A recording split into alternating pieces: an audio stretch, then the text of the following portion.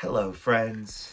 Good evening, and welcome back to Trevor's Ghost Journal, Volume 1, The Search for Headless Bird. Entry 04, Ethics. I think before we go too much further into this investigation, we should take a quick look at the ethics of this investigation.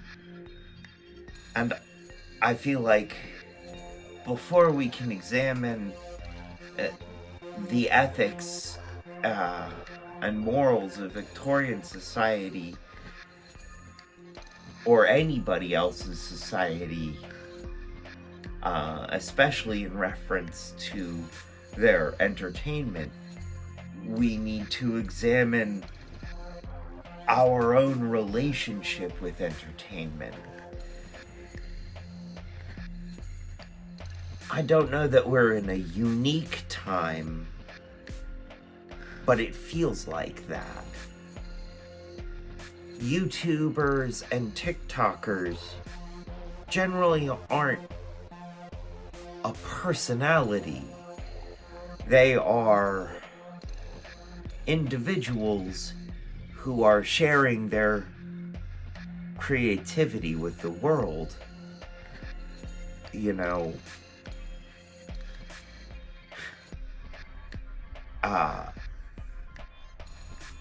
People like the Vlog Brothers, Hank and John Green, they're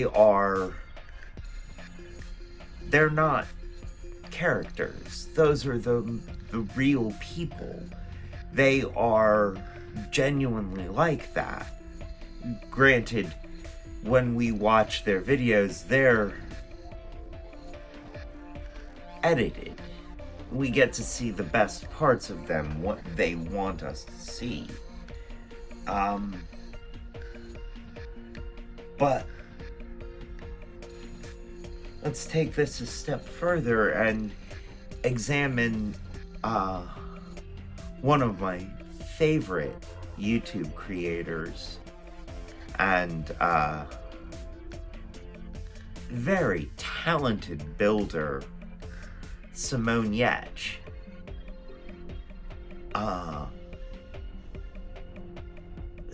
Proof that I'm not a character, you can hear Deadpan Dog in the background snoring while he sleeps, if you listen closely.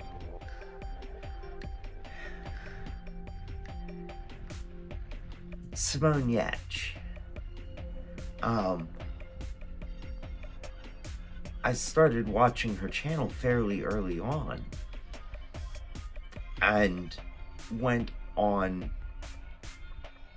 an incredible emotional roller coaster because I was emotionally invested in her well-being.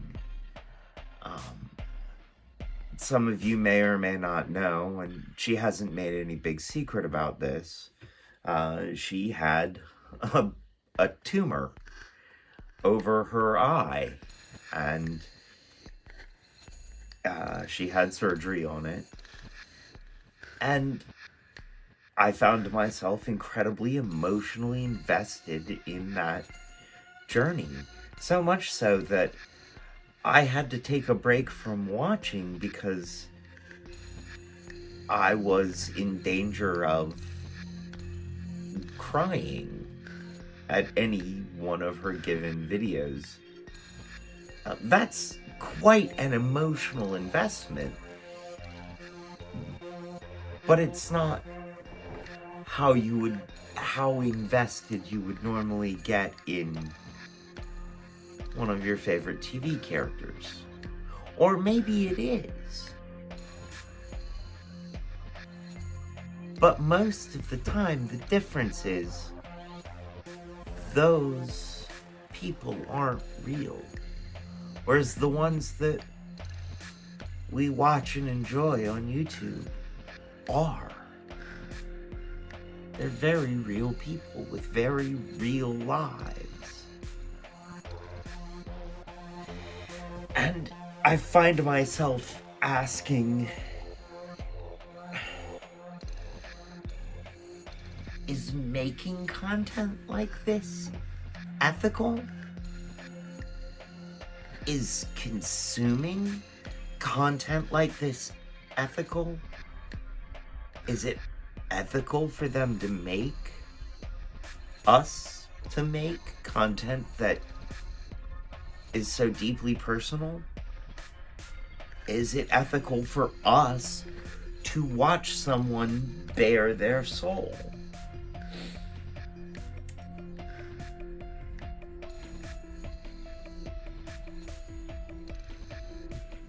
The answer I came to, and I feel like this is a very simple answer to a very complicated question.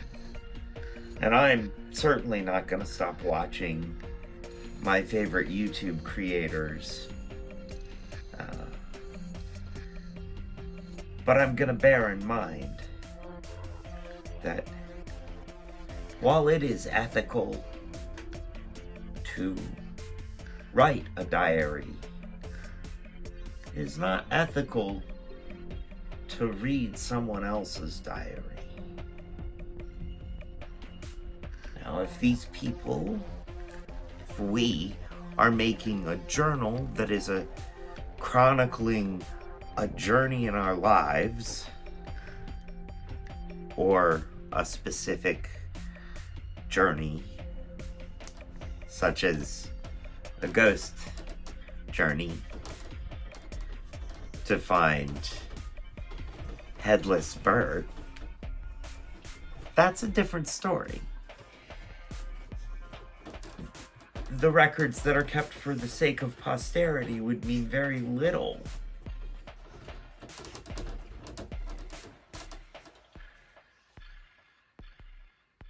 Deadpan Dog is settled and going back to sleep now.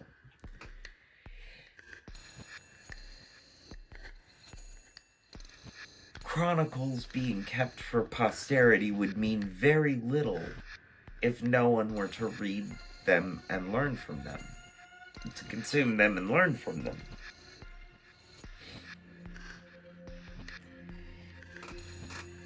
But I think it's important that we continue to ask the question of, is what we're doing ethical? Is it ethical for me to research another culture's value codes?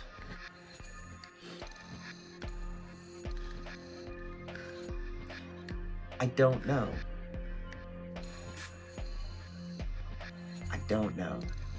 I think it's situational. I really do. And I think that as long as I do this carefully and with an eye towards being sensitive to the people that I am researching, I think I stand a chance of, at the very least, not breaking my own ethical code. But I've been told that my ethical code is a bit elastic. So,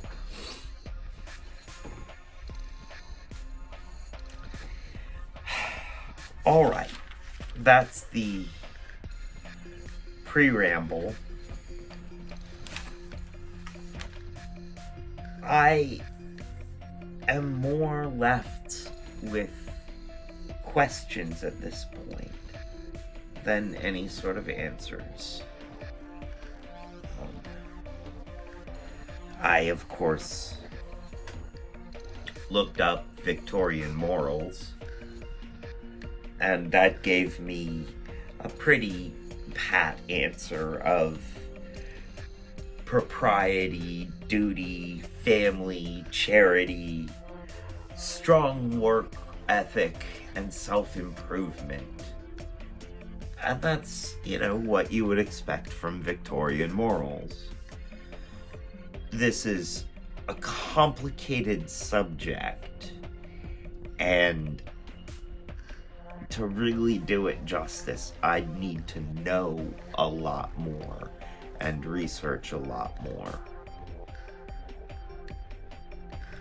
But it also occurred to me that general Victorian morals may not cover the social values held by the people who lived in North Yorkshire at the time.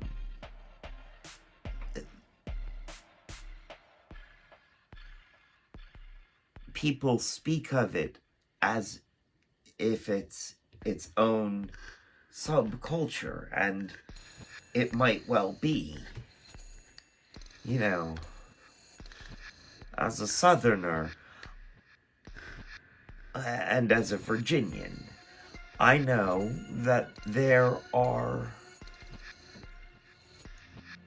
several types of Southerners, several types of Virginians.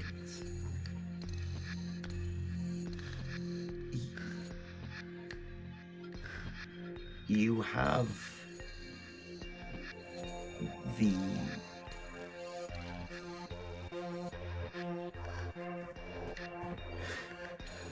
if you'll pardon me, Death Kitty is talking about something and I feel like I must go check on her. We're back. Hey, why don't you tell the audience at home about how you're chasing moths? Nope.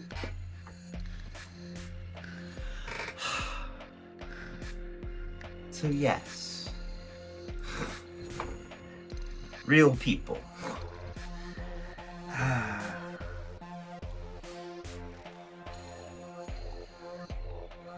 The communities of North Yorkshire seem to be their own entity, their own subculture, in a similar way to that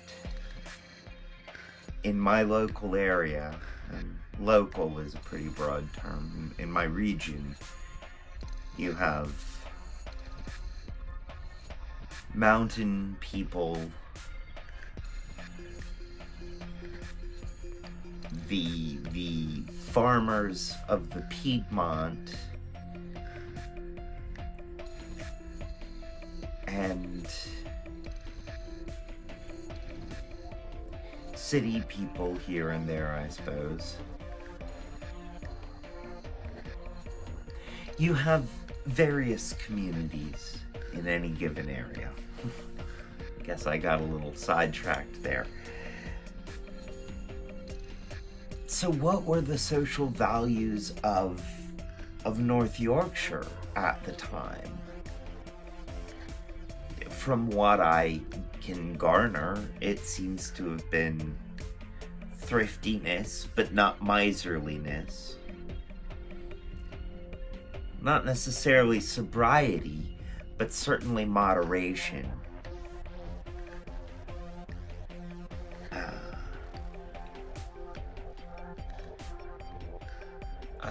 I don't know. I don't know what else. Was piety important? Would that even have bearing on this story? Charity? I can't tell. And I think maybe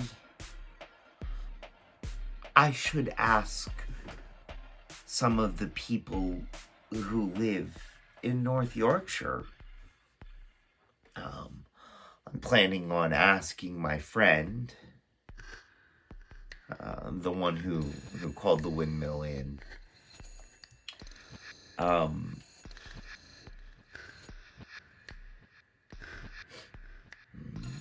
Maybe while I'm there, I can set aside some time to ask a few people. And I've certainly, I've reached out to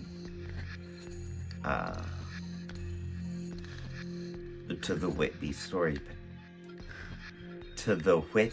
storyteller, pardon me, I had a history teacher who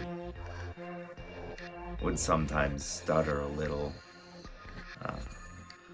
and he would say, "I brushed my teeth this morning, and now I can't do a thing with them."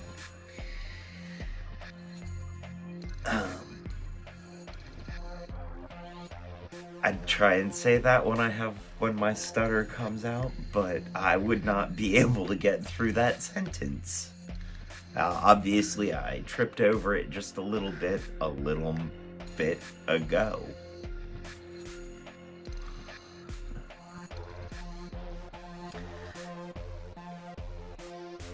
So, maybe I should ask the people who this is about. The people who would have a better idea than the almighty Google or the interwebs.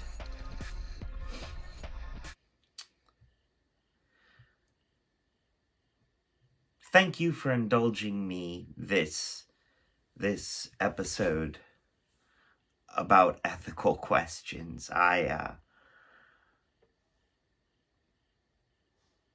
It's a personal interest of mine. So I appreciate the indulgence.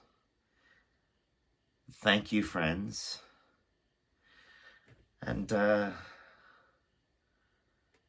good night.